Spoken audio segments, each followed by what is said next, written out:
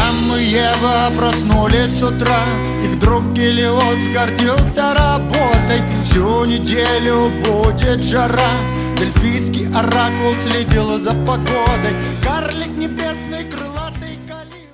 Põhjus, miks see pilt mulle nii tähtis on, ei seisne ainult asjaolus, et see meenutaks mulle mingit kindlat päeva või mingit kindlat situatsiooni, mil ma olen koos oma pere või sõpradega, mis on ka ääretult tähtis. Aga mingit kindlat perioodi minu elus, mil ma tohutult kasvasin. Sellest on möödas pea 3 aastat, kui ma lõpetasin keskkooli. Ja sarnaselt paljude teistega olin ka mina segaduses, et mis ma tahan elus edasi teha. Selle pildi peal ma olen seljaga ja käed on puusas ja võib paista olukord, et ma ei tea, mis on peale hakanud, aga see ongi sümboolne sellele, mida tunneb üks inimene, kes läbib või lõpetab keskkooli. Ma on just läbinud selle. Valikuid on palju. Võib minna ülikooli, minna reisima, teha midagi muud. Selle pildi tegemise ajal mul oligi täpselt sama olukord, aga siis lihtsalt koht oli teine. Ma ei teadnud, mis ma edasi peale hakkan. Kuhu ma reisin, mis linna, mis teed pidi. Ma lihtsalt tegin otsuse ja läksin. Aga kõik otsused, mis ma teinud olen, ma nendega vägagi rahul. Teada-tuntud tõde. Inimesed, kes mingit asja kohe alguses ei väärtusta, võivad tegema seda hakata hiljem, kui nad on sellest ilma.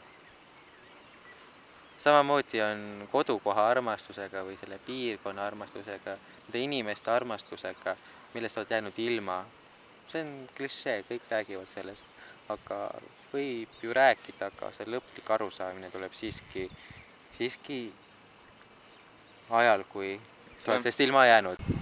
Ma tahtsin lihtsalt teel olla ja see oligi põhiline. Minust sai maanteedel sõitja.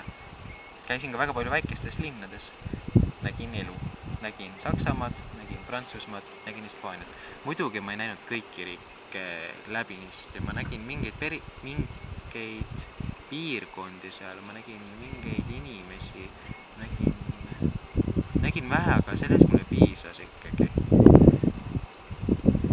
Ma olin teel 2,5 kuud, natuke rohkem, ligi 3.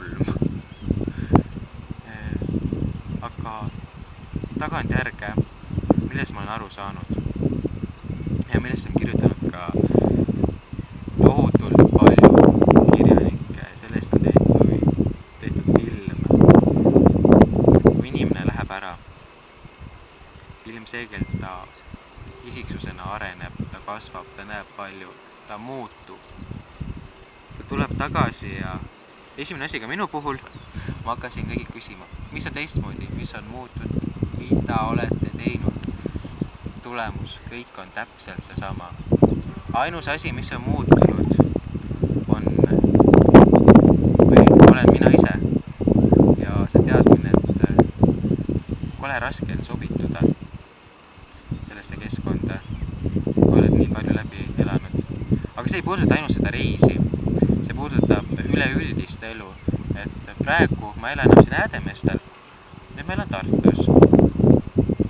Teen tööd ja õpin.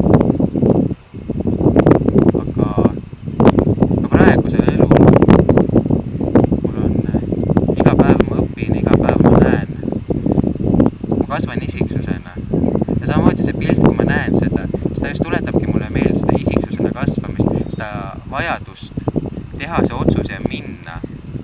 Et teiste arvamus on oluline kindlasti, kui sa ei ole päris kindel, mis valiku sa pead tegema, aga kõige tähtsam on see, et sa teeksid selle iseseisvalt lõpliku otsuse. Teised võivad aidata sind suunata. Ma arvan, et kõige suurem tähtsus teiste puhul on see, et nad lükkaksid takka. nad peaksid nägema seda, et milleks sa võimeline oled ja sind pushima edasi, et sa nagu jätkaksid sellest samas vaimus või võtaksid selle käsile, milleks sa oled alustanud.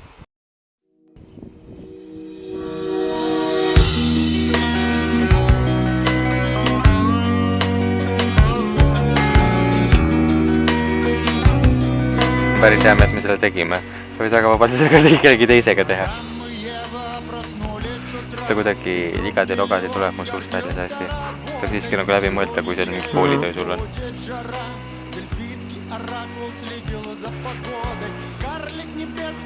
Reaalselt ma soovitan seda, et keegi reaalselt kirjutab selle ülesse, mis ta räägib, harjutab päev otsa ja siis tuleb ja teeb selle ära.